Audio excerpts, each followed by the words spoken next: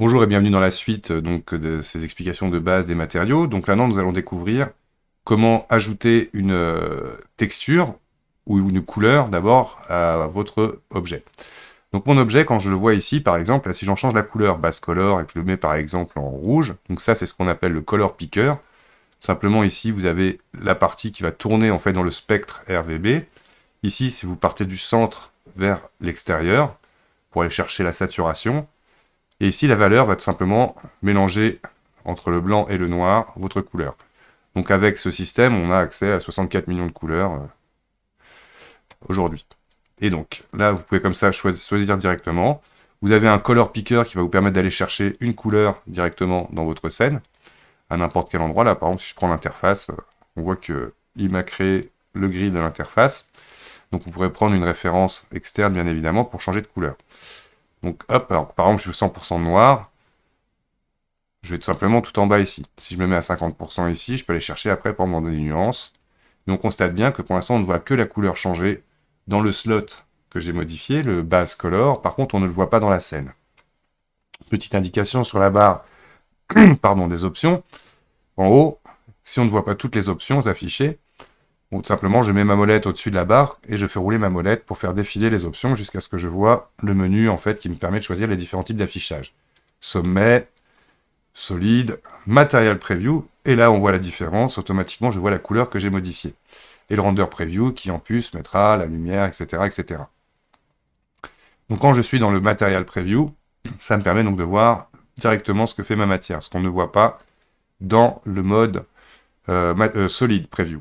On pourrait y voir différents aspects comme les textures, les vertex paint comme on a déjà pu voir dans certains domaines, mais on ne verra pas une simple couleur que l'on va créer.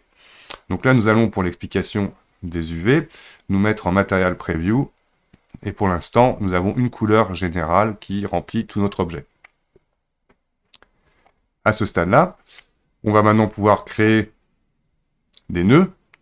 Donc c'est un système nodal. Chaque élément est un nœud avec des nœuds d'entrée et de sortie. Donc là, par exemple, ça c'est un shader. On nomme ça un shader, tout simplement un ombrage, parce qu'il arrête la lumière et va générer des ombres et faire rebondir la lumière. Et là, on a un Material Output qui va vous permettre, lui, de tout simplement sortir votre matériel sur la géométrie. On imagine si je déconnecte ici mon surface, hop, l'objet devient tout noir. Donc pour déconnecter, donc là, quand on part d'un nœud de sortie pour aller vers un nœud d'entrée, c'est la technique pour venir connecter notre matière à notre nœud de sortie. On ne peut pas d'ici déconnecter un nœud.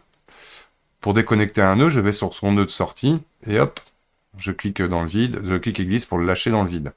Une autre solution, vous faites un un contrôle, cliquez, glisser droit, qui automatiquement, comme un cutter, vous permettra de couper le lien existant. Donc contrôle, cliquez, glisser droit, et hop, ça supprime automatiquement votre nœud. Donc voilà, ça c'est les premières bases de la matière, et donc notamment important quand on va travailler avec des couleurs uniquement, de bien afficher les couleurs et autres, vous verrez après, matière procédurale, de travailler en Material Preview. Petit raccourci qui va vous permettre de switcher directement dans ces différents modes, surtout si vous ne voyez pas le bouton d'origine où vous voulez aller. C'est le bouton Z. J'appuie une fois sur Z, j'ai ce qu'on appelle le pie menu, qui va me permettre de choisir parmi les différents modes. Il faut savoir que vous faites Z et vous glissez dans un sens quand vous connaissez où sont les différents modes. Donc on peut, sans se stresser, appuyer une fois sur Z et regarder, et switcher en fait entre les 4 modes d'affichage que l'on a dans Blender. Si je veux annuler, je fais un clic droit par exemple, ou je clique dans le centre, avec le clic gauche. Dès que je vais bouger ma souris sur un node, en fait, il va automatiquement le choisir, dans la direction où je déplace ma souris.